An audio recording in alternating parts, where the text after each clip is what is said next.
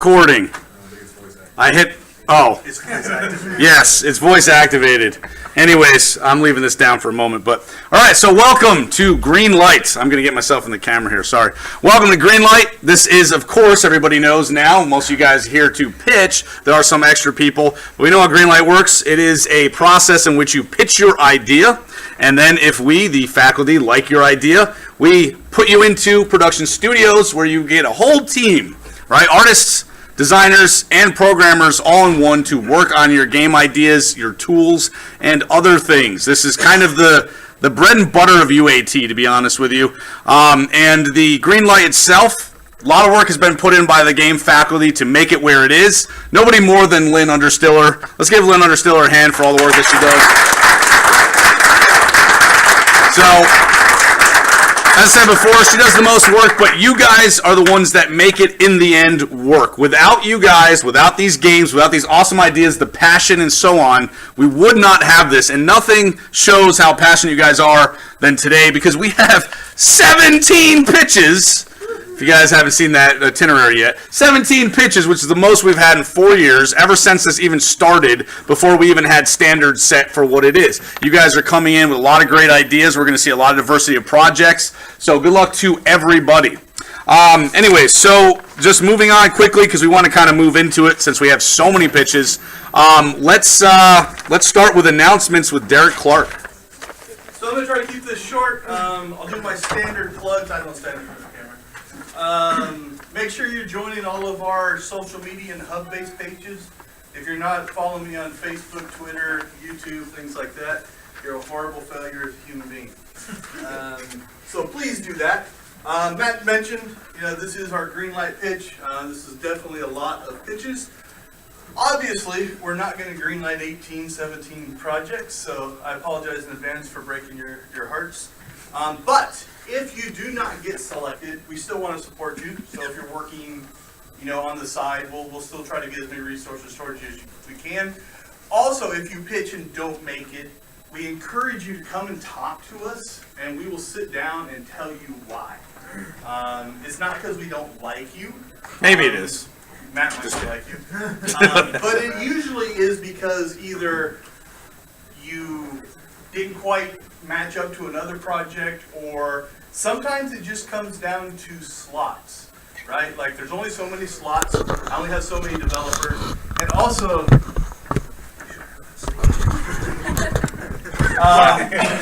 game style, right? If I have, I don't, but if I have 9 first-person shooter pitches, we're not going to do 9 first-person shooters. If there's 9 first-person shooters, 1 VR thing, 1 mobile thing, and 1 RTS thing, those have a higher chance of getting in. It's not automatic, but we do look at that. We do look at the mix and things like that. So we will tell you, honestly, why you didn't get picked. And we encourage you to pitch again. We've had a lot of projects that had to pitch a couple times to get in. So, let's move on. I think that's pretty much it. Quick on the studio. The studio definitely strives to mimic the production experience, but also be transparent in what's going on. So we do post a lot of stuff on YouTube. We talk about what's going on behind the scenes. We post our stand-ups and different things like that, what a lot of companies won't do. We encourage you guys to take these games, form an LLC, make your own company, and sell them. That's a great perk. And some of them are linked to external partnerships, which is a great networking opportunity. So, I say we move forward and keep the announcement short. Lynn, what do you want me to say? Game Job Fair? Game Job Fair. So January 12th, 17th. 12th. So in the spring, usually the end of the first week, we run the Game Job Fair. That's both for internal recruitment to the studio, but also if you don't get picked, you're more than welcome to kind of set up a table and say, hey, I'm looking for more people to help me work on my prototype, or help me get this ready for the next pitch, or work on the project on the side and things like that. We do want to be a conduit, whether it's inside the studio or just inside of UAT, to making sure projects get done. Everything's about doing projects and getting projects done. If you graduate with completed projects, maybe shipping in the Steam store, maybe not, but at least completed, you go out there with experience, and that puts you a leg up on a lot of different candidates. So mark your calendars. That's a Friday, Lynn. Yes. Should be the Friday of the first week. Is when we normally do that. So again, whether you get picked for Greenlight or not, we welcome you. Please attend that event and set up a table and recruit people. There's a lot of students. And how many freshmen do we have in the room today? Love it. We've been saying, so you guys all plug your ears. We've been saying this is one of our, and I'm sorry for this group here, one of our best freshman classes we've had in a long time. So they are like way better than you guys. But that also means we do have this big bubble of students who might not be in the studio yet, but are itching. You know, it's like at our last game jam, the Founders Game Jam, half of the participants were freshmen. Right? I've got a group right now that's itching to develop and build stuff and learn. That's a great resource if you're not part of, you don't get picked for Greenlight. You can still put a team together and do some awesome stuff and then be that much ahead for the next Greenlight pitch. So I really encourage you to take part in the game job fair because a lot of the freshmen aren't signed up for the studio yet. They're not quite getting there just because of prereqs and things like that. So please participate in that. We can definitely help you guys out. Anything else, Miss Lynn? That's it. All right. I'm going to try to take some pictures and tweet your projects out as we go. So we'll see how successful I am. If you're following me, you'll be able to follow along. All right. I'm going to let Matt do the call you up, and we will move forward. All right, cool. So Lynn wants me to turn the camera. I can't even tell if I'm in it because I don't see the screen. So anyways, who cares? Nobody wants to see this ugly face. All right. So like I said, we're going to do the pitches now. Keep it 5 minutes. Otherwise, we'll tell you to get down and give that cane and pull you off. That'd be actually really fun. There we go. Tyler's got the cane. Anyways, keep it 5 minutes. I'm going to announce the team that goes first, and then I'll say, here's the team on the queue. So we'll start with Bart with Reign and Rebellion. We always start with the first team, or the first teams we do anyways, are returning games. This is actually the only returning game. All the other ones are new games. However, we do have some returning teams with different games. So first one is Bart with Reign and Rebellion. Then in the queue will be Austin and Tyler with Communication Meltdown, their VR game. Bart, where are you? There you are. Come on down.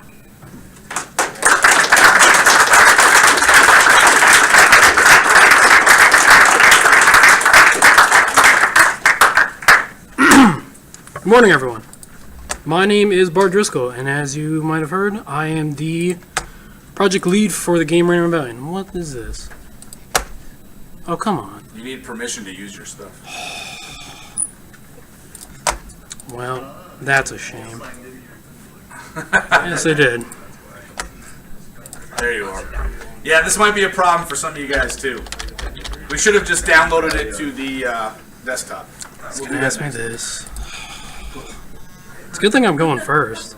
Burning your time, Bart. That's fine. You know what it is. 4 minutes left. But the people online do not know. What is this? Sure. No, but they're watching you put in all of his credentials. It looks like I'll send to another account. What do you mean? Yeah. This weekend, Bart. Just make a new incognito tab if you can. Yeah, just click there and Oh, wait. open up new tab. Try it again, Google Drive. Yeah.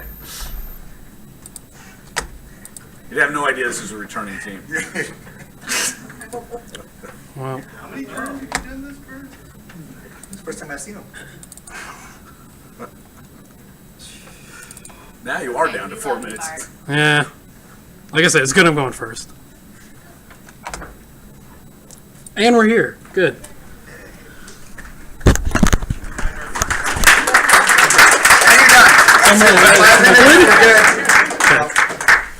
So yes, I'm the project lead for Reign and Rebellion.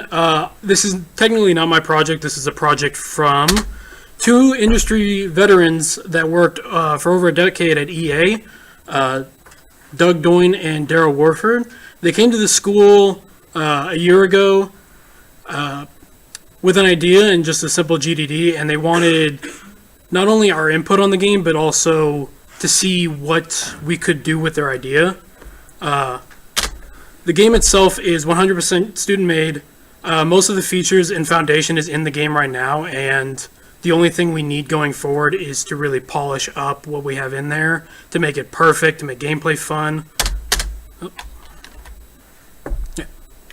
So yeah, we need to get a lot more gameplay balancing in there and game mode balancing, as well as optimizing the code for all of that, making sure the game mode works perfectly, it starts perfectly, people get in, they move around fine, they can hit each other, they can play the game pretty much, and then it closes out and it says your team won. And who we need to really take this game forward to where we want it into the area of polish is character artists, concept artists, UI artists and designers, gameplay designers, database programmers, and sound engineers to really pull this game together. And we do now have internships, so if you're looking to get that class out of the way, all you need to do is double up on your hours and you're good. If you want to check out the game right now, you can download the build at reigningrebellion.com. It'll take you somewhere else, but yeah, that's where it is. Thank you.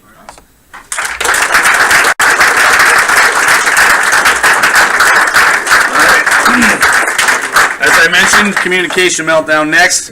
After them will be Dakota and Roger with graffiti.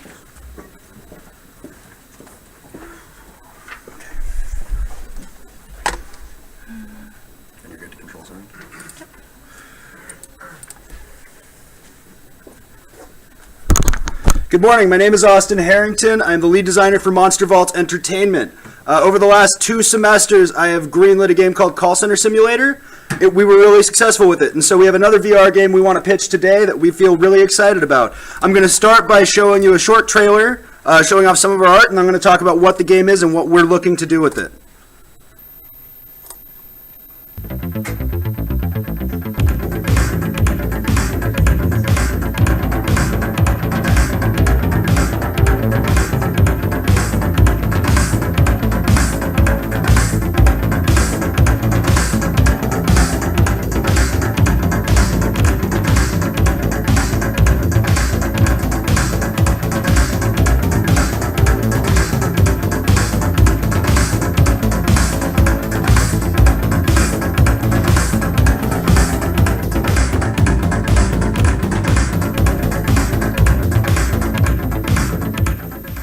All right, so great environmental art, but what is the game? What is going on here? I stopped presenting. Why did you stop presenting? No, Oh no, it's there. Okay. So what is this game? It is a 4-player cooperative virtual reality experience. This is a social game kind of built around getting and executing directions from other players. So there are 4 players in our game. There are 3 employees and a boss. The boss will be given a list of commands that each player must complete, a sequence to turn on this nuclear reactor whose coolant system is not online. It's going to be chaotic. So the boss will be able to see what each player needs to do, but has to communicate that to each player. The trick is the only way you can speak to your boss is by holding a phone up to your head. The tasks that you must complete require 2 hands, which means you'll have to be able to process the information you're getting from your boss, execute, pick up the phone, make sure you did it right, and then as each player completes their tasks, you'll move on to new sequences to turn on this reactor. We do randomize the game, so there'll be potentially unlimited replayability, and we've got a pretty good system for that now. In terms of next semester, what we'd like to do is between 2 and 5 levels. We are giving ourselves some leeway because we want to see how big the team is. We do have an existing team that I'm going to talk about here in a minute, but we are looking to bring on 2 to 3 more designers, 3 to 5 more artists, and 3 to 4 programmers. As you can see, our art style is kind of 3D sci-fi, epic, unreal, but we also wanted to have a little bit of Homer Simpson's console from The Simpsons, right? We wanted to have a lot of buttons and levers and dials and every other thing. We are using Unity, and we are programming in C#. So, do you mind muting? Let me talk a little bit about Monster Vault. Monster Vault is an alumni studio founded by Michael Densmore. As our art instructors know, Marquette, Lynn, Portillo, you guys all know Mike. He's one of the best artists this school has ever put out. He's also a hell of a boss. He's a great educator. He's done really great by us. He came in after I had started Call Center Simulator, he was really interested in what we were doing with my team. He brought us all in, and he has been a great help to us. We currently have a team of 17 people with Monster Vault. We are kind of pushing for a couple games right now. Obviously, Call Center Simulator has come a long way, and we are doing Meltdown. As you can see, we have a list of titles that are in process or released. There's another one on here called Chill Out that we actually debuted last night. I am going to skip past this because we don't have a lot of time, but we go through Spray and Pray, Dungeon Defenders, Flub Fighter, everything that we've kind of started with, we've got in here. So why Greenlight us? This is I think, our best sales pitch. Education.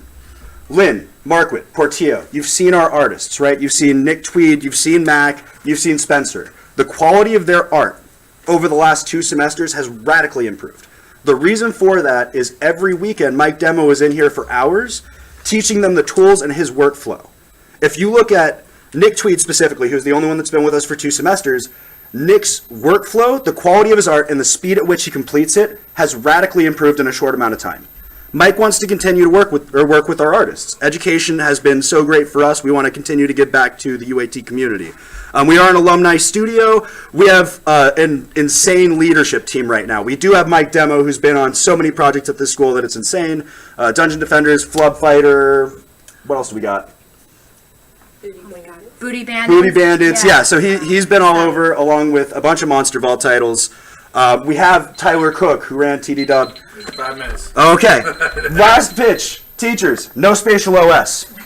No spatial OS on this game. Nice. That's it. We released in 2019. Thank you so much.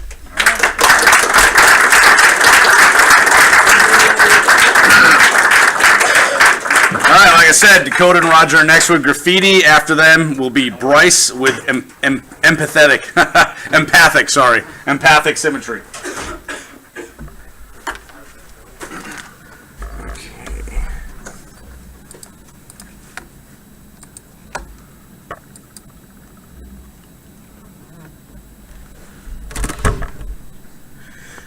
Okay, so I'm Dakota Stoner. Roger? Roger Shulligan. So a little bit of background here. I came to Dakota and asked him if he would pitch a project for me because I've been working a full-time job, and we were both some of the original creators on Morpheus. So this is under the same company, Infinitive Game Studios. We're working on our next project here, Project Graffiti, and this is going to be under him. So he's project lead, I'm product owner. So starting out, I'm gonna play a little bit of this video. Yeah. Nervous. Yeah. So Harlan, a long time ago, he made this this little cartoon for a game called Justice Punch, and I looked at it and I said, "Wow, we could really use this art style in another game." And we conceptualized graffiti. The graffiti is like a paint-based game, but we're trying to get away from like the So this is gonna be an arena-style tank shooter, but with a lot of like hoodlums and tagging faces. So we want to pull from this art style here. We want to have a lot of vibrant colors, and we want to play with spray paint. So like I mentioned, it's a multiplayer arena tank shooter. We're not going to focus on multiplayer the first semester. We're going to focus more on a single game mode. We're going to have one gang type. We're just going to try to make this very awesome vertical slice that we can expand on in the next following semesters. The cool thing about this game is it looks comic book-esque, and the people, they're actually paint. So if you get hit and you die, you will splatter onto the ground. And of course, the core mechanic is tagging territory. So everything we do is based on tagging. We even have a game mode conceptualized where you tag little minions and then they join your side. So there's a lot of things we can do with this whole territory mechanic. Would you like to? Yeah. So the thing that we want to be focusing on the first semester is Tag the Base. It's going to be a free-for-all, 2 to 4 players. There's going to be infinite lives, point systems in it. The goal is to tag base. It's control, technically. trying to control bases, make them yours, and the more that you control, the more points you get. In our build, we have it where you can tag turrets, and those will target the opposite team. So that's kind of like a basic example of what we could do with this tagging system. Now you can skip that one. We just went over that. Yeah. There you go.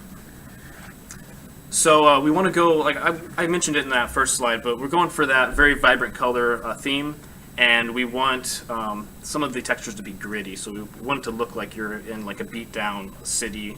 There's destruction, and people are just going it's like mayhem, and it's going to have like a comic book-esque feel. So the people that we'll need gameplay programmers, people that know how C# works and can work in Unity.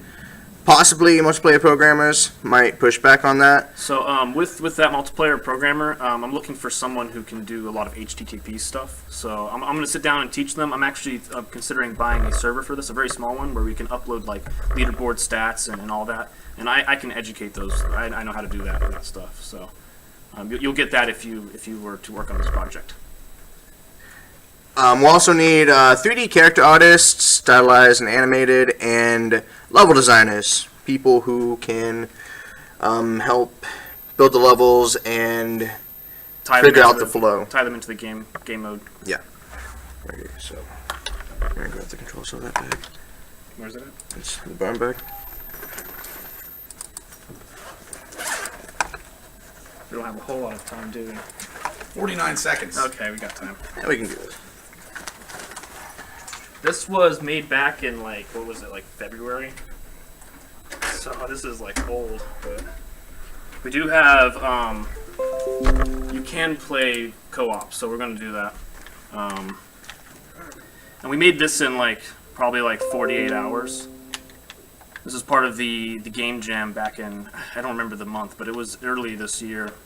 I think it was global. I was too focused on Morpheus to expand this, but now we're ready to push it through studios.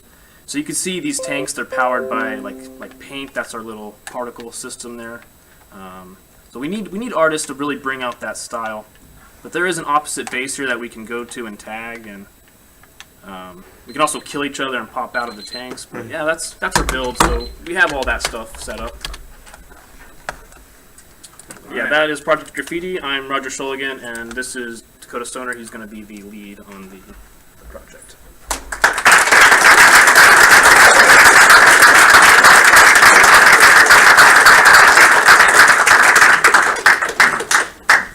So next is Bryce with Empathic Symmetry. After him will be Donald and Trident.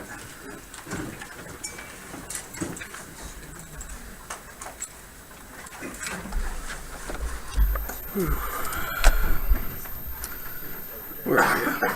There you are. Let's get there. Alright, so I'm Bryce Mangus. I'm here pitching Empathic Symmetry. Joined by Justin Cooper, my programmer, my only programmer. Thank you. And Elizabeth Taylor's there sitting. She's one of our designers. So Empathic Symmetry, originally it was a S.I.P idea that I came up with a couple months ago, back I want to say early February, late February maybe. We're going to be building it in Unity for PC platform. The game itself is a single player, third-person action-adventure game focusing on the main character, the player you, jumping through the emotions through the human psyche and playing through each emotion, solving their challenges and puzzles.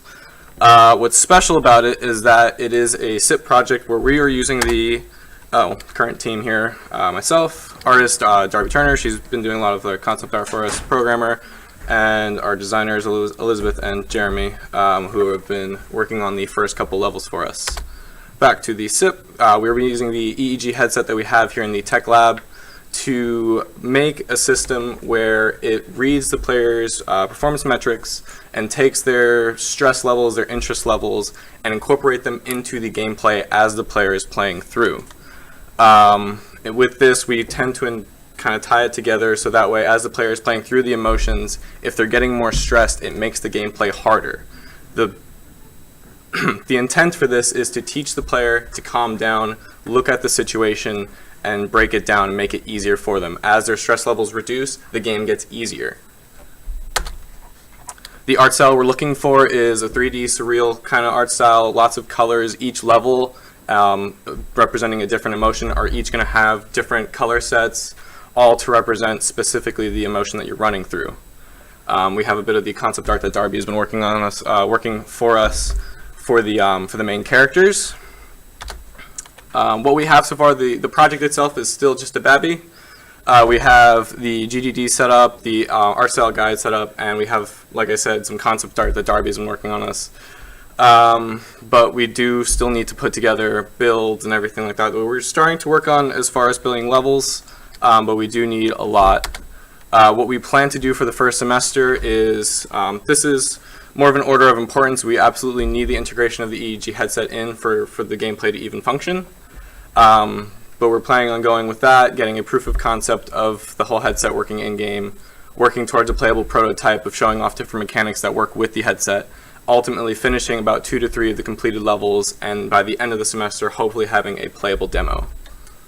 What we need, as I said, we only have one programmer, so we need more programmers. Anyone well-versed in C# will be more than happy to take you. We also absolutely need more people who are interested in learning about how to use the E.E.G headset itself. We've been going through a lot of trial and error with it, and it's been quite a cruel mistress this last semester as we've been working on it. So by far the most we need is programmers. Artists, we also definitely need. We only have the one artist. That's going to range from anywhere from doing environment art to characters, creatures, and we can also use animators for it as well. Designers, we could also use designers for both levels, mechanics to work with the headset itself, and ultimately UI and user experience. And that's the project.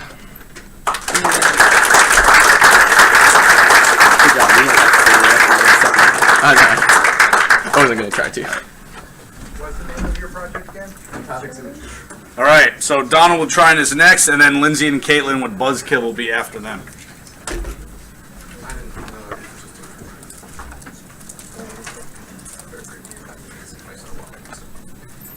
You know, let's check our streaming for her before you start. Seems okay. All right, thanks. Humanity is under attack, beset by giant monsters from parts unknown. The last line of defense, the giant machines we've built to protect ourselves. Piloted by brave warriors, the only thing standing between humanity and extinction. This is not Pacific Rim, or Lost Planet, or Power Rangers. But who doesn't love a story about giant robots, or giant monsters, or the two of them fighting? I mean, obviously people like that story. So this is Trident. Trident is a turn-based strategy game, pitting 4 players controlling the giant tridents to try and stem the tide of the Leviathans, trying to wipe out all of humanity. The Leviathans are extra deadly, because they're controlled by a 5th player whose sole goal is the extinction of humanity. In addition to being a physical board game you can go home and play with your friends, Trident will also be a mobile game, where with any combination of either AI or players controlling the various factions, you'll be able to play on the go. So, where did Trident come from? Justin Crow is a hobbyist board game maker who's been doing this for about 20 years up in Toronto, Canada. And I had the opportunity to play his Pacific Rim fan game, and it's one of the most fun board games I've ever had the opportunity to play. We had 4 players controlling the Jaegers versus Justin controlling the Kaiju. First, we had the macro level. How do we spread out our Jaegers to protect the entirety of the Pacific Rim? How do we spend our points to increase and get new levels of tech? Now, unlike a lot of games where you have a whole lot of people trying to deal with that macro strategy, we didn't run into that problem of having too many cooks in the kitchen. And then, on the individual scale, 1 to 2 players controlling their Jaegers in a fight directly against the Kaiju, we were able to invest and have direct control on how the conflict was going to go. And it didn't matter if I was playing or if I was watching somebody else in the fight, because every battle determined the course of the war. I was always engaged. It didn't matter if I was the one actually playing. So, how did the Pacific Rim game play? It's pretty simple once you break it down. First, you build your Jaegers. You roll a pool of 10 dice, the dice size based on the tech level. That determines your stats, which you then buy equipment. You select your pilots, name your Jaeger, and then drop it at a Shatterdome. The Kaiju player then generates the Kaiju. They roll their threat. The more higher level of threat they have, you can get things like higher categories of Kaiju or more Kaiju spawning. They roll the stats, they roll the abilities, and then they roll the target city. And then it's time to fight. So based on the response positioning that the Jaegers have, they roll their response time to see how quickly they get there. You engage in combat, always rolling your dice, looking for 4s for successes, and then you award experience. So then you reset the war clock. Based on how the kaiju did, how many Jaegers it killed, how many cities it destroyed, you check to see if the threat increases. With the new experience the players have got, they can research new levels of technology, increase their Jaeger and pilot's abilities, relocate Jaegers to Shatter Domes that are now missing some, and build new Jaegers. After you reach threat level 5, you can assault the breach. You create your drop team, you strap a nuke to one of their backs, and you drop them down. They have to deliver the nuke past the defenders of the breach. Then, if your scientists have had enough time and you make the roll, you can possibly win the game delivering the nuke through the breach and destroying it. At the end of every single game, you look at which kaiju did the most damage, had the most Jaeger kills, killed the most cities, and they're added to the Hall of Fame. And if the players won, you do the same for the best performing Jaeger, and those guys can show up in later games you play. So what do I want to do with Trident? Well, first, I want to work on the physical game and get that to be something. I mean, obviously, we can't afford to license from Legendary, so we have to make it all our own content. So I want to focus on the rule set, rebalancing it so it's more of a 50-50 win rate for both sides, creating the new flavor and description so we don't have any of that Pacific Rim content in there, and then working on the layout because presentation is a key part of design. We want to make sure that both the Trident and Leviathan player handouts are easy to read, as well as the general rule set and the individual character cards. We also want to start working on the actual play pieces. This is going to be some actual physical prototyping. We need to figure out how we have the system map for the macro strategy, the buildable terrain tiles so you can create each of the battlefields, as well as the tokens for Tridents, Leviathans, and any conventional forces. In parallel, I want to focus on building the tools for the digital game. So first off, a big component is rolling dice. And there aren't a whole lot of satisfactory dice rolls out there. So through a combination of haptic and audio feedback, if we can make something that's authentic feeling, we'll be on the big first step to making Trident in a digital space.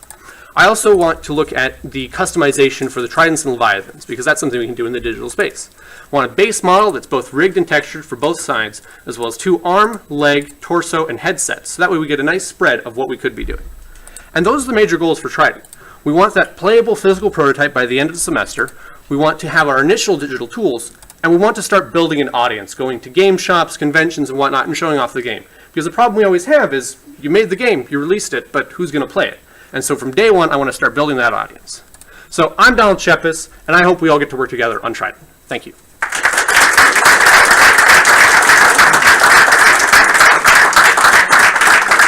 seconds to spare. Good job. With that 10 seconds done. All right. That creator of the board game you talked about, is he on board with you? Is he somebody? I've got the full license, so he's just going to be seeing how it goes. He's not actually in charge of the project. Okay. Cool. All right, up next will be Lindsay and Caitlin Buzzkill. After them, Jerry with Looters of Arcane. Of the I am. It's okay. I looked. Oh, I forgot to They want to mention, be over there. these are first-term students. They want to be over there. Come here. Come here. Go team. Where is it? It's on. That one. No. It was up there. Try another window. Did we? Oh, it's. Lindsay. Wow. There's like 20 different things open, so it does get a little confusing. There we Check go. all of them There you go. Alright, we're gonna rotate through. Okay. The other slides. Okay. We're presenting. So, the game we're pitching you today is Buzzkill, and this was developed over the course of the semester by myself, Lindsay Boggs, Me, Caitlin Kohler. Tyler King. Naomi Law. So, to introduce yourselves, like we just said, sorry. I'm a game designer. I'm the team leader of Buzzkill. I'm Lindsay. I'm also a game designer and co-team leader. And I'm Tyler, the game designer. You already know my name. I'm art and animation major. Who we need? We need 3 programmers, 1 artist, and 1 sound and audio designer. The programmers is open for discussion because we currently have 1 on board, but it's not indefinite. Our pitch to you. Buzzkill is an endless runner in simulation with an invisible enemy chaser. It's a 2D side scroll with a left directional flow and a profile camera view. Our disclaimer to you is the following presentation is made on the premise that the theme surrounds a bee and a dog in an airport. The theme remains open to change. The mechanics are what we are truly pitching. What makes Buzzkill different? It has a left directional flow that is used to challenge a player because it goes against the reading eye movement in the Western cultures. It is also a signature element of the game, which sets it apart. Another main thing is our animal characters. It differs from the normal humans that we play with. It's also set in an airport, and we can play as the antagonist-protagonist. So our intended platform for Buzzkill would be the iOS App Store, the Android, or the Google Play Store. And the game engine that we'll be using it on is Construct 3. And our intended art would be 2D and / cartoony art, and we already have some examples for the main characters and the enemy art. Our main character name is E.G with Napoleon complex. Clearly, he'll be the protagonist / antagonist. Beware of him. And our protagonist is our hero dog, Atlas. Say some of our best features of the game. The attacks will be mostly defense for the best offense. Our DLCs will be granted through microtransactions or in-game money, and the enemies will have their own wider range of attacks and weaponry. Alright, so the game universe is set in John F. Kennedy Airport on any normal peaceful day, until our main character, E.G, enters the scene. He's causing chaos and wreaking havoc everywhere that he flies. Our game modes, we have several modes to play. So the question is, how do you want to play? The first mode is the campaign mode, which is our story. This is broken down into 3 main quests. The first of which, E.G learns that he has Napoleon complex. The second quest is where he gains trust and makes a friend. And the third quest, they venture too close to the airport and things do not end well for them. Our next game mode that we would like to talk about is the Endless Run mode, where it's the basic life or death chase between B and K9. Our unlockable modes that we have provided for you are the Hellhound, which Atlas gains fire breath, which incinerates E.G on impact, and the Bulldog mode, which gives Atlas the ability to project saliva projectiles, which decreases E.G's speed on impact for a limited time.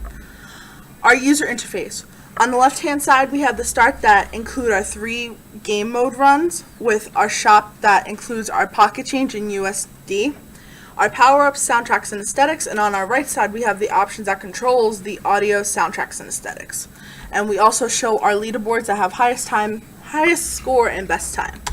And this is our in-game user interface. We have score counter, projectile sting, and basis sting on the left side. And we have coin bank and pause menu on which you can access your power-ups, your audio controls, and soundtracks. And the B has multiple upgrades and power-ups, such as the projectile stinger, which allows the B to use projectile stings, and the golden wing, which is a stability upgrade, and racing straps, which is a speed upgrade. The dog has upgrades such as the security badge, which gives Atlas a speed boost for 10 seconds. So your movement is fairly simple within the game. You swipe up to go outward, you swipe down to go inward. But now let's talk buzzness. Christ. It's a free-to-play game, but definitely not a pay-to-win. The profit will be made through microtransactions. What will be available will be pocket change, the in-game currency, power-ups, soundtracks, and character aesthetics. Some of the character aesthetics will include dog costumes and breeds, and the theme aesthetics will be free. Alright, so while that's what we have so far, we also have other features in consideration. The first of which is the multiplayer, which players will be able to engage in asymmetrical, not asynchronous, but asymmetrical gameplay as either E.G or Atlas. Secondly, we're considering a Chihuahua mode, which increases the speed of the dog by 10 and also gives him a booming bark ability, which disables all of E.G's power-ups. There you go. Wrap it up. Alright, we also have the upgrades, and you should, Oops. yeah. Yeah, that's pretty much it. Yeah, that's pretty much our project. We're open to other theme ideas as well, was a major point that we were going to make. It doesn't need to be just the bee and the dog, but we're open to other themes. Yeah.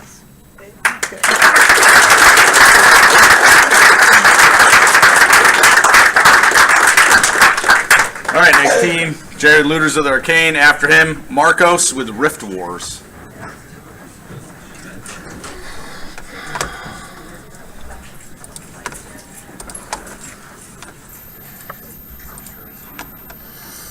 Hello everyone, I'm Regis Jerry. I am the project lead for Looters of the Arcane. This is a game where you traverse time, fight when you can, run when you can't.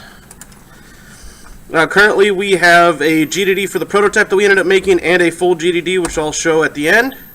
The team that we ended up having was for the Greenlight Game Jam. We were one of the only teams that was out there, and we had a lot of fun with it. We had the designers, you had the project lead and the design lead. But Dakota is going to be leaving us, unfortunately. So we will have a designer slot open. We had 2 programmers. We had Cooper and Fred. Cooper worked on a door, and Fred did everything else. And then for the modeling and texturing, we actually brought Jeff on. We managed to wrangle him up, and he helped our other artists, Jessica and James, learn a little bit about Substance, and we were able to expand skill sets on the fly to be able to make a really good-looking level. We started building from the ground up, and also down. We do have a basement in our level. And then we decided to make it bigger. We initially only wanted 3 floors, but we ended up making it 4 floors high. And it ended up being a little bit confusing because we were going for a maze, and we ended up getting lost our own level. So we're featuring 3 floors and a basement to explore, enemies to fend off, only 1 arcane object, and secure that asset. If you can. And then we have a game demo. To cut this short, I'll try to bring this up a little bit. Apparently not. Yeah.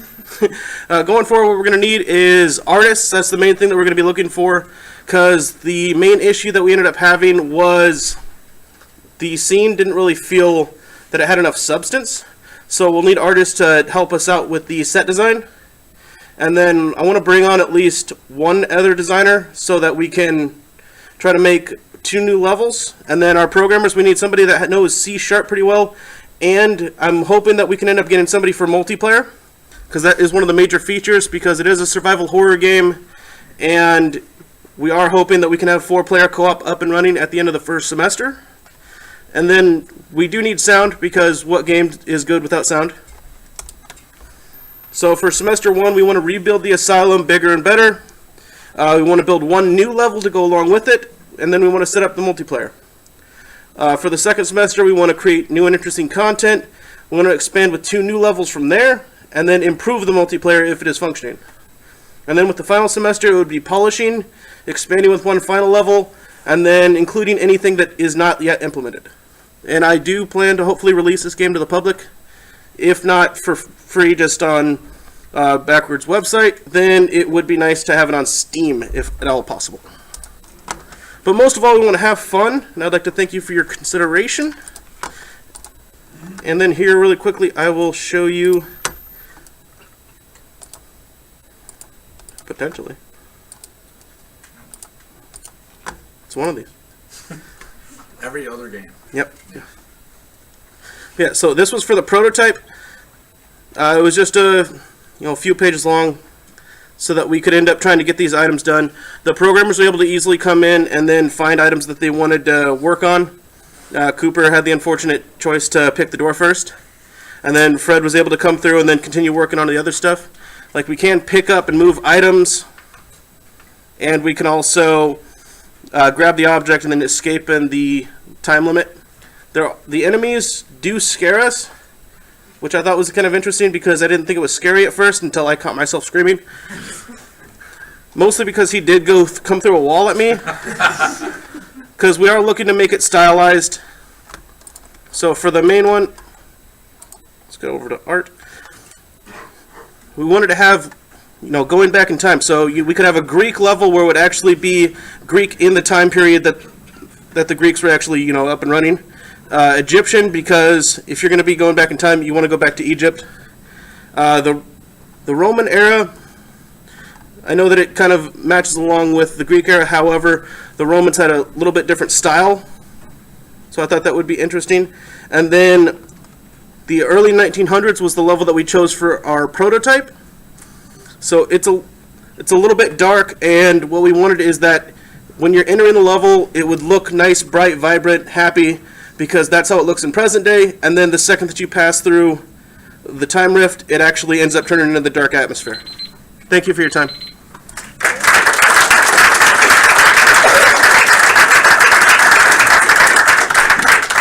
All right, Marcos and Rift Wars is next. After him will be Tyler with Battleground Legacy.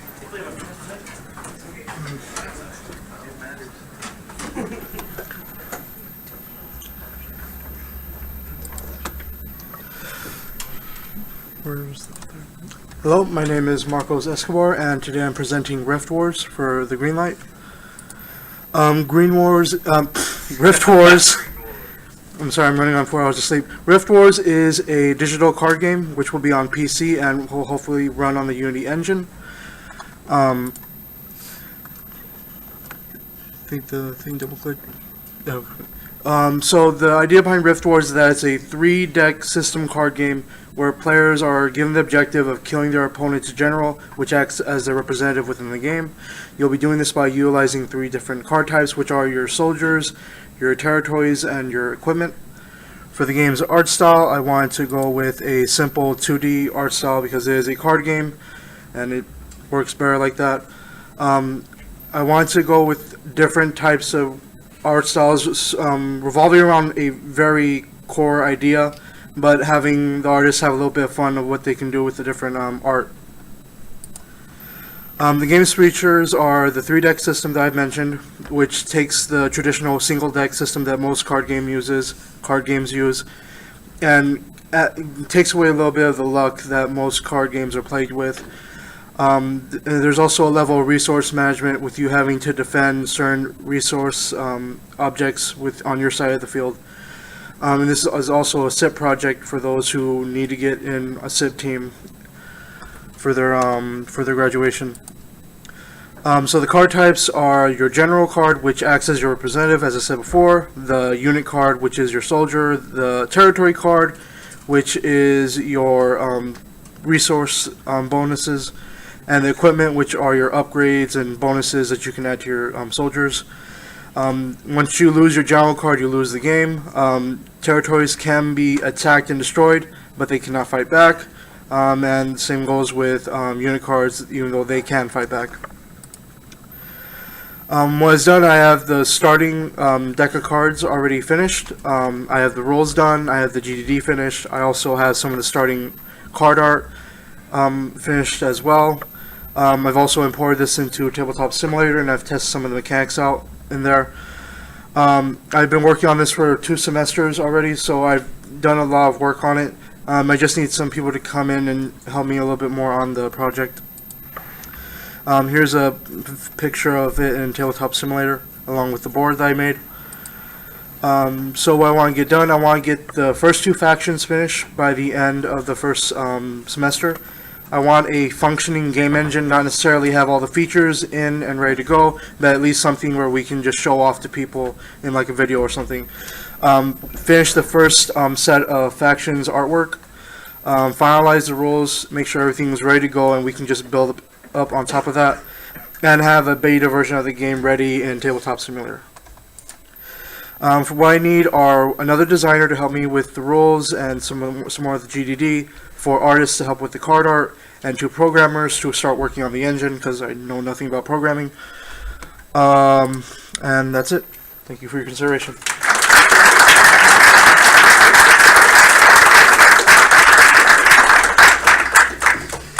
All right, Tyler's up next with Battleground Legacy, and after him will be John with Legion.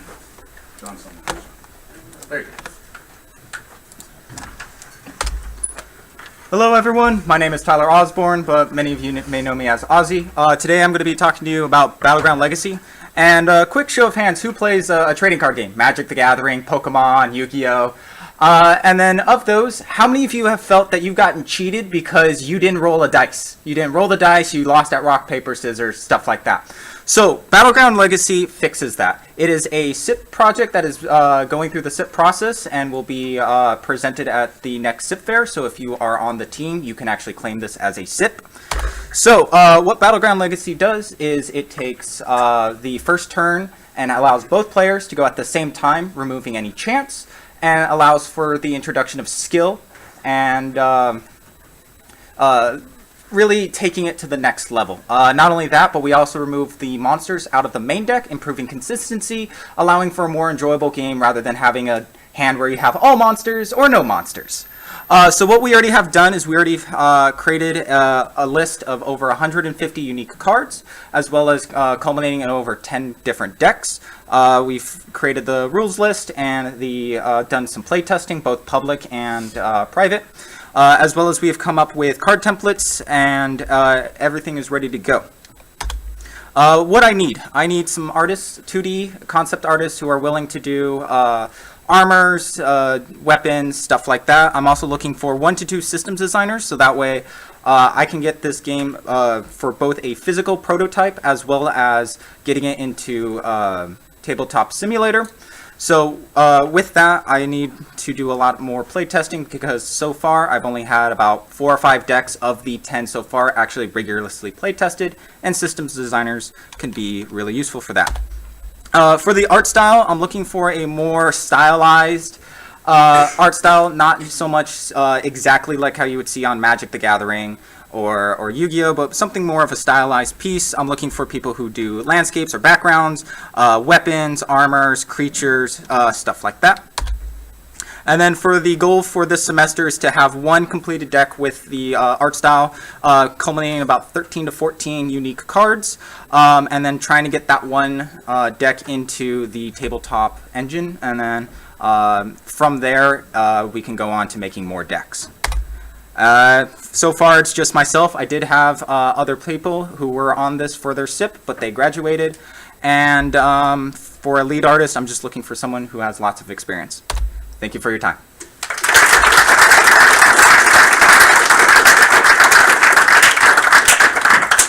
All right, John will be next with Legion, and then after him, Todd Dickinson with Siegebots.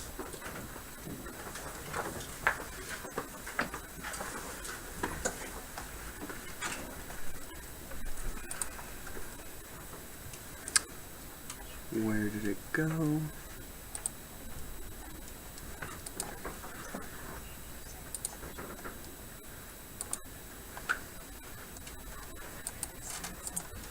There's a bunch of other windows down there. Yeah, see, if you can see Legion on the end there. Oh, okay.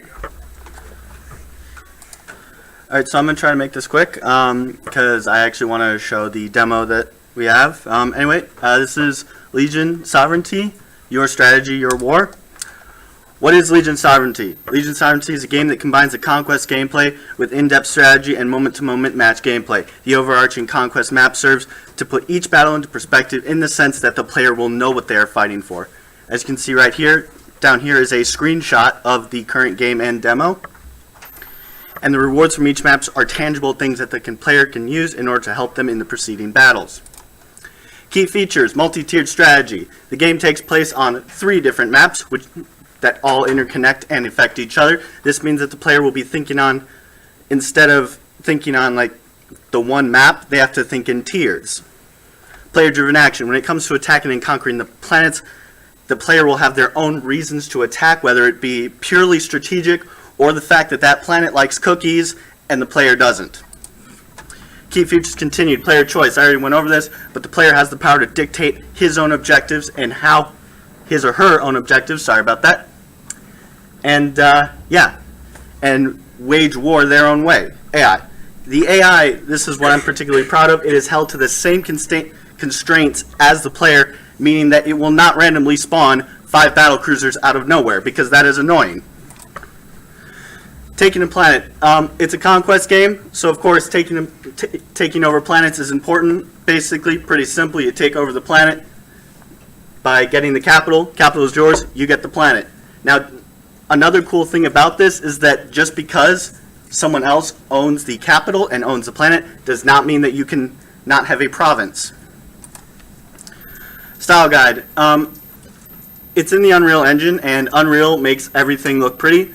I'm looking for more of a simplistic type, while at the same time looking pretty. I drew on the inspiration from the Star Wars games. Well, not Star Wars, but the Star Wars Clone Wars TV show. It's considerably low poly, but at the same time it looks great. So we kind of want to do kind of like a version of that. Also, StarCraft reference images. Setting. So it's going to be in a futuristic sci-fi setting. Player plays as the Trident Republic. This is subject to change when and if new factions are added. Takes place in the Norma arm of the Milky Way galaxy, and there will be some fantasy elements that will be incorporated that I will not tell you about yet because that is a surprise. And here's another in-game screenshot of what we have. This is the galaxy map. who we need. So this is based off a max team of 9. We need roughly 1 to 2 more designers, 3 programmers, and roughly 2 to 3 artists. At the very least, to get the initial build done for what we can release, we could run with 1 of each plus what we already have. So team roles, this is pretty self-explanatory. Again, another in-game screenshot. Current scope. So what I want to get done is we want 1 game mode being Conquest, 5 planets, 3 provinces each, 1 faction, that faction having 7 unique units with 4 unique unit upgrades, and so on and so forth. What we have. We currently have a prototype that I'm going to show here in a minute. We have a plan and we have a GDD. Team at large, I'm the lead, John Cavassi, and we have Alex Siegel, who has showed much interest in the game. I'm very happy to have him. Perks. Design freedom. Legion takes place in a great big universe, which means there is a lot of room for a lot of really fun mechanics. Unreal Engine. The game is using Unreal Engine, which is a really cool engine that allows designers to take more of an active role in the programming and design process through the use of blueprints. Using Unreal. With Unreal, the dev team is able to use blueprinting and C++ coding in the same project. More perks. I plan to make Legion into a eventual shipped game, either being on Steam, on the Steam Marketplace, or a download link. Endgame. That's basically what I just said. Points of reference. Here's a little logo for the game I kind of been working on. And then this is the reference for all that. And now I have a video. Wow. You can let it play in the background as we clap for you.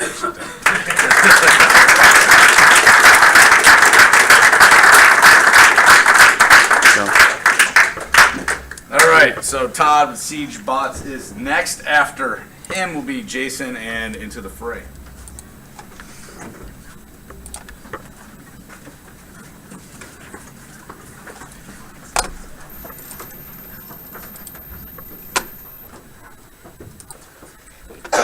Okay, so SiegeBots is a game where the user can make their own units and AI completely from scratch, customized. So a lot of games in strategy genres like Legion, you have set units that you use. SiegeBots would allow you to use different parts in a variety of ways to create new units and then write your own AI using the pieces that you've created. With the end goal of being able to watch your units duke it out in arena-style matches.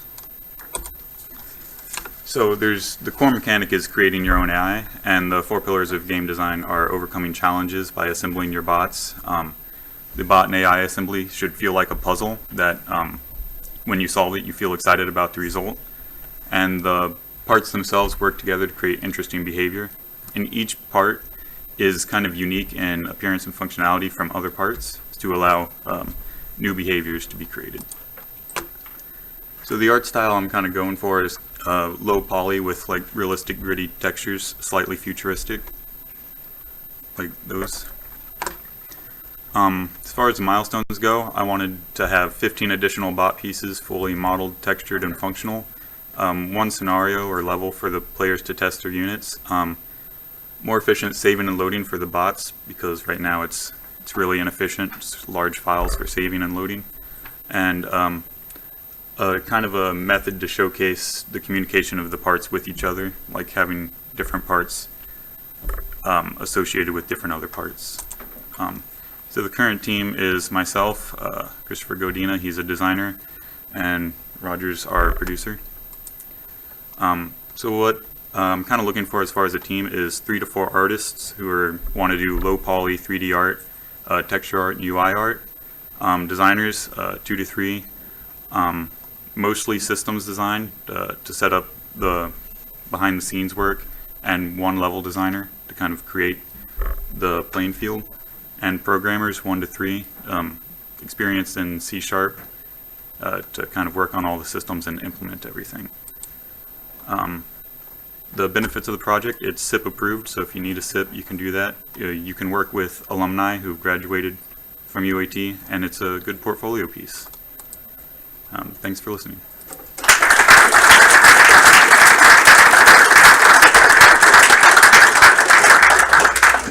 All right, Jason's team into the fray. After them is Ian and Ian with Firebreak. Yeah. That's Kingpin, by the way. Yes. Or Lex Luthor, whichever you prefer. Yes. Say hello to my little friend. I'm sorry, it's the Yes, suit. Kingpin. Right, we wanted to play some of the music, so we actually have a world-renowned composer that's going to be helping us with our game. And this is what he composed for our initial soundtrack when you enter the game. The game is called Into the Fray, and our company is called Greenlight Games. Alright, so the details of the game is that we're creating a survival, first-person shooter, massively multiplayer online game. The survival aspects of the game will include fear, adrenaline, exhaustion, sleep, hunger, and environmental considerations. The game will be released on a PC initially, with a future expansion into Xbox and PlayStation 4. The game engine will be Unreal, and C++ will be one of our primary sources of coding that we're looking for. Next slide. This is an actual in-game render from our engine. You can see the level of detail. The art style that we're going for is a 4K ultra realistic graphics. So the ideal setting is realism and historical accuracy. Next slide. The game is set in World War II, and we will be following the entire campaign of the history of World War II. Every object developed within the game will actually be based off of historical research, and we'll be implementing it into the game with 4K graphics and adding a realism to the system. So the large-scale warfare means that you will not be entering into a first-person shooter where it's just a flash map. The maps are set to be 162 kilometers in size, and they're meant to be large-scale warfare. Additionally, it will not be a quick match. It will be a long, drawn-out siege meant to simulate military warfare. The other aspect is we're adding a realistic, but we already have a Newtonian mechanics physics system built into the game engine. We have a functioning environmental and weather system which allows for transition from winter, summer, and fall, all through the time scale of the game. We are creating an interactive character UI system where the actual, instead of having UI on the screen, you'll actually have a UI on the body of the character. So when they're looking for their ammo or anything like that, they will actually have to check their body to be able to determine what their status is. Next slide. True Sky is the other thing that we'll be using. We have licensed for our game as well that will be creating the beautiful scenery in the sky and weather effects. Next slide. This is our winter season. You can see here, this is another in-game render. If you can look at the detail of the trees themselves, we're using photogrammetry to create all of our game assets. Next slide. Here's the fall. And as you can see with the scale of the map, these are going to be very large scale arenas. Next slide. And here's our summertime. Next slide. This is a character developed by our wonderful artist Molly. And as you can see, this is meant to demonstrate where you would look on the uniforms of the characters to determine what your different uses are. So if you want to use an E-tool to dig a trench, for example, you would have to actually reach down onto your uniform, pull it off like you would in real life, and begin digging a ditch. Or if you want to gain food, you have to reach into your pack. The goal of this game is to create the largest scale realism of any game that has ever been done. Next slide. This is just a sample image from the True Sky to kind of demonstrate what True Sky can do and sort of the beauty and the cinematics of the game itself. Next slide. So what are we interested in? We are interested in environmental artists, modular architecture, because modular architecture helps us to save on memory to be able to create these large-scale maps. We need vehicle designers, character artists, We have an amazing character artist now, but you'll be assisting them with building more assets. We need FX artists, an animator, a game designer.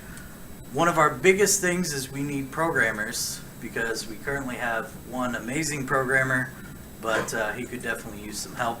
So the primary focus would be on vehicles and character development, so implementing animations as well as getting the vehicles moving and implementing the animations. The other aspect is going to be 2D artists for textures, which will be using Substance Painter.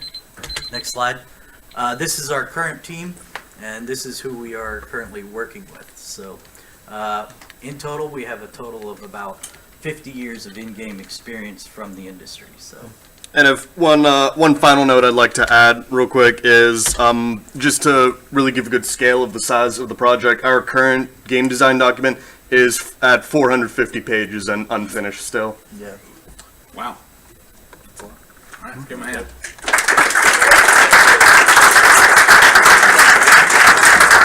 All right. Ian with Firebreak. After him will be Austin with Weapons Forge. Yeah. No? You're not doing it? Yeah. it's your next. You do it one way or the other. All right. Hello, everybody. My name is Ian. This is the other Ian. And we are Love Bear Studios, and we are presenting Firebreak. It is an isometric squad-based sci-fi shooter, in the moment action, not turn-based stuff.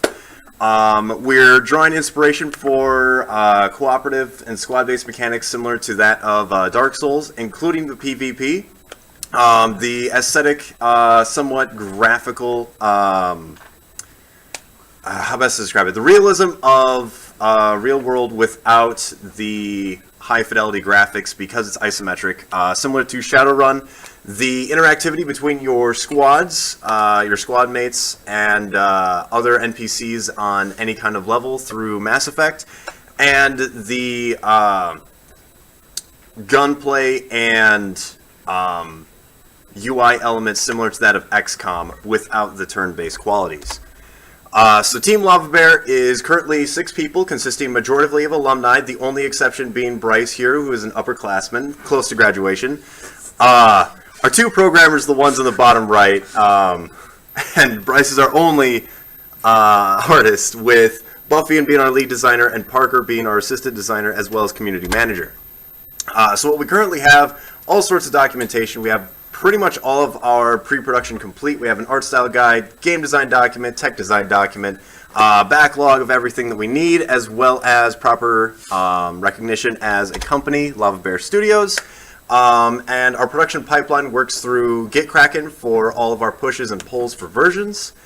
We use Google Drive for any kind of external documents that aren't needed there. We're going to be developing an Unreal Engine, our current version being 17.2. And our backlog can easily be converted over to Axosoft in case we need to account for hours for production studio. We have our own Discord server for communication, as well as uploading any files that aren't immediately needed on the drive. And we plan to use licensing for Autodesk, 3ds Max, and Maya for a full release, which I will get to in just a second. But first, this is what we currently have for our demo reel. It is a guy that looks at people and shoots out balls of death, and he can go around a white box level fighting other people that shoot out their own balls of death and try and seek out the player if they see him. We also have very, very simple lock door mechanics where if a door is unlocked, it's a little hard to see there, but it's got a green light. It'll lift up and down with futuristic teleportation technology.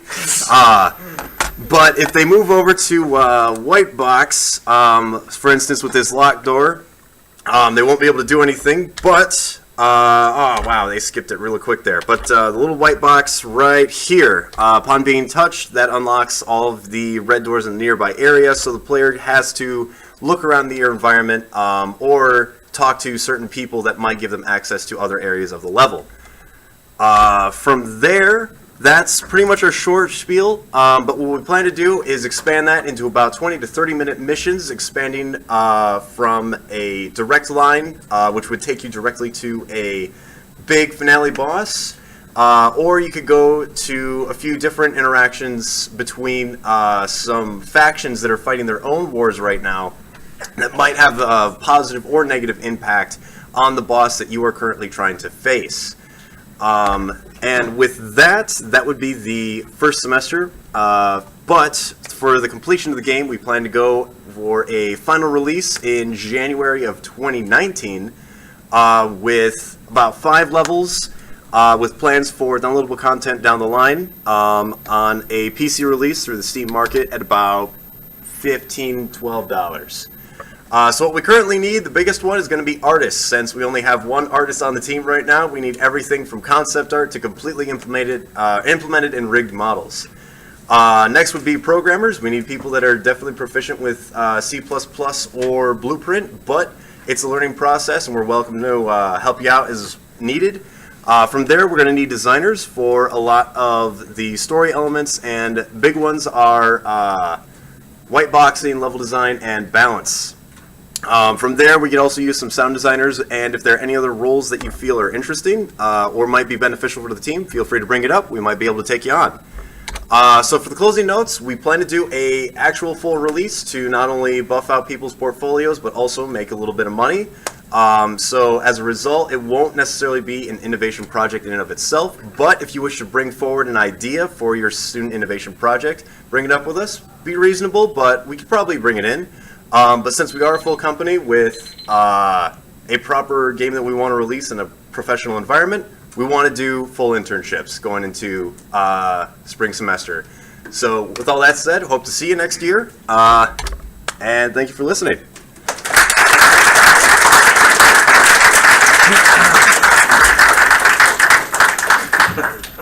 That's not how I started. So, Austin with the Weapons Forge SIP. It's a tool for designers. And then actually last, we have 2 videos from online students coming in, or not online students, but alumni. 2 games from Ben Pope's game or company, Live in the Game, or Live in the Game, sorry. Live in the Game. Live, live. They're spelled the same.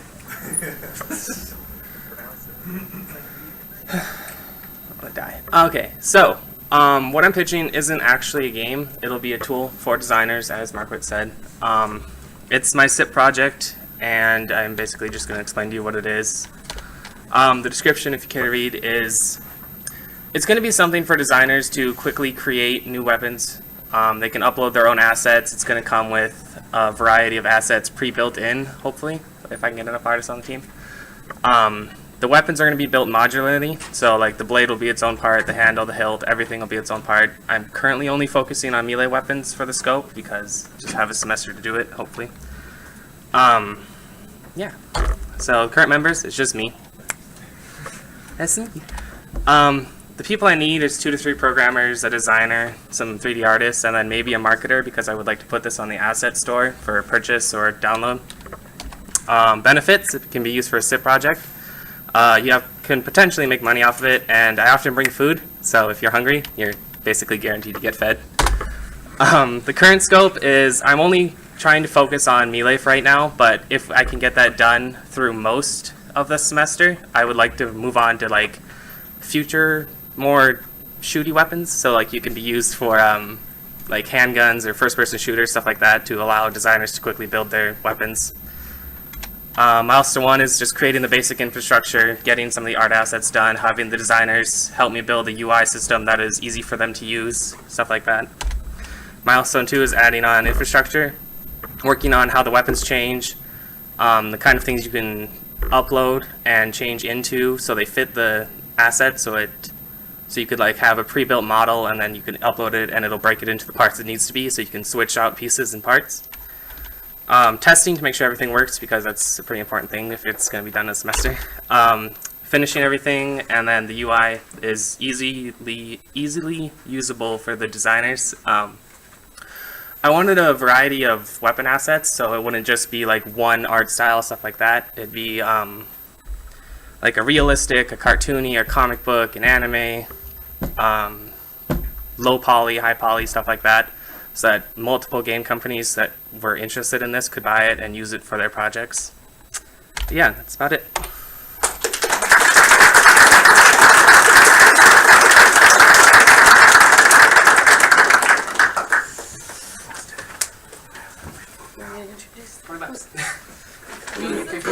team. All right.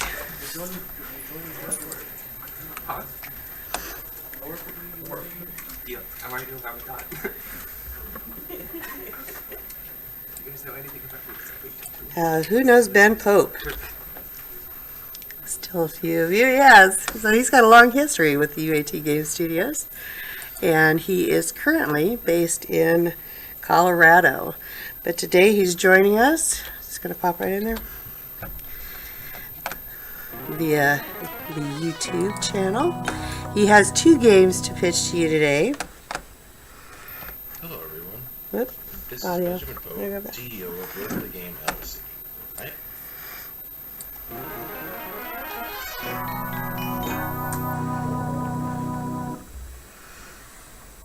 Hello, everyone. This is Benjamin Pope, CEO of Live the Game LLC. I am an alumnus of UAT and founded the studio while at the school in 2015. We are made up of many alumni from the UAT, plus others right around the globe. We moved our studio to Denver now and have branched out there, but still have a strong connection to UAT. Having worked in the Greenlight program years ago, for multiple semesters, we had an amazing experience. The project we used mirrored the reflective resolution, flourished in the program, but had to be placed on a pause so we could work on a few other projects for now. And we have since published one game, Lunar Sea, through our work with Denver University. We have also released a demo for another, Rye Reveries, and are working primarily on the 2 projects we're pitching to Greenlight today. We now have learned even more of the process of development and have structures in place to help get the projects to where they need to be as a benefit of these early experiences.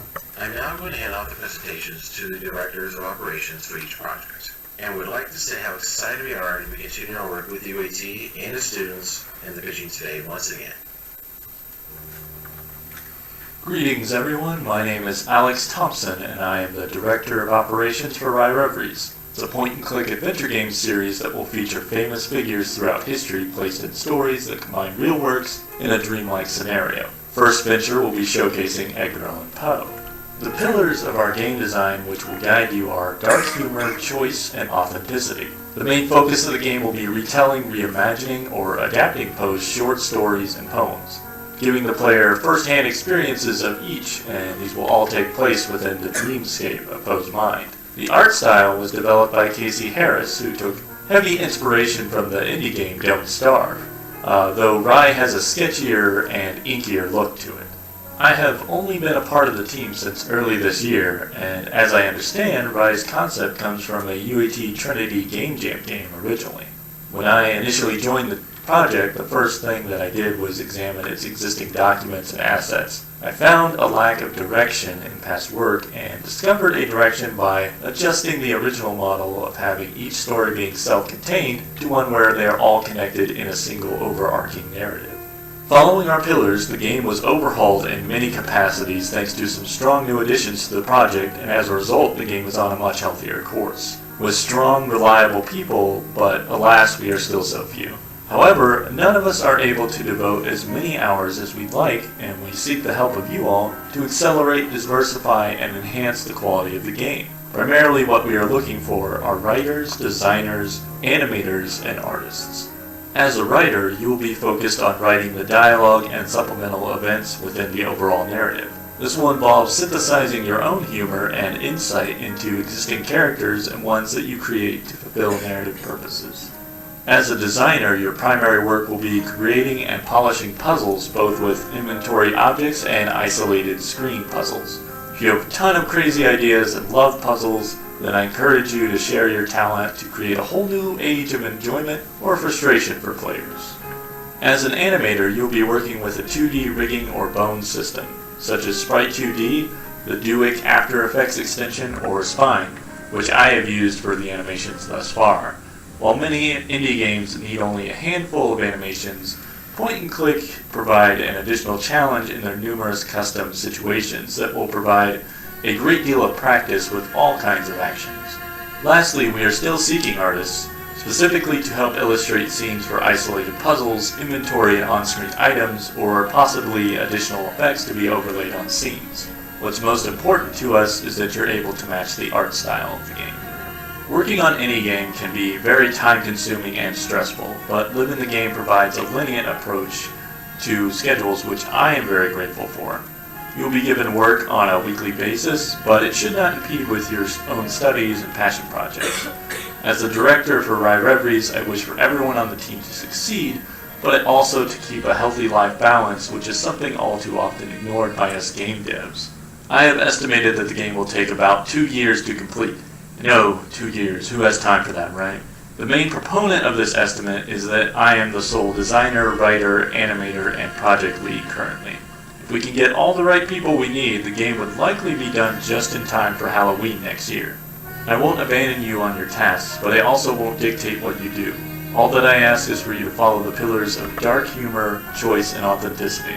Thank you for your time, and I look forward to working with you. Hello everyone, my name is Carl Rocco and I am an alumnus of UAT as well as producer for Live in the Game LLC. Model Weapons Expert is a game that follows the story of a post-war veteran, Riley Morris, who players control, who is now a custom weapons expert. They walk through simulated first-person gameplay to assemble selections of weapons for customers and test them at a firing range while under simulated high-stress environments from visual and auditorial cues related to their past experiences with their overbearing drill sergeant Michael Trent and experience in the military. The game will feature indoor and outdoor gun ranges that mirror similar locations in the real world, in addition to featuring a variety of weapon packs. Having begun development in 2015, the game has had made some major advancements in recent months that include the completion of various assets from the indoor and outdoor environments. The development team consists of UAT alumni, which is unique, but as we look to further development in order to release the demo, hiring additional staff is crucial in order to meet the 2-semester window, so we look forward to filling those spots. The demo's release will be within 3 to 6 months depending on how quickly we can fill those holes in our development staff. Model Weapons Expert's demo will see a release on the PC platform with an eventual port over to virtual reality. Thanks everyone for your time watching our project videos. Check out our locations on social media and more, and feel free to reach out to us with any questions you might have. Fantastic. Give him a hand. He's streaming.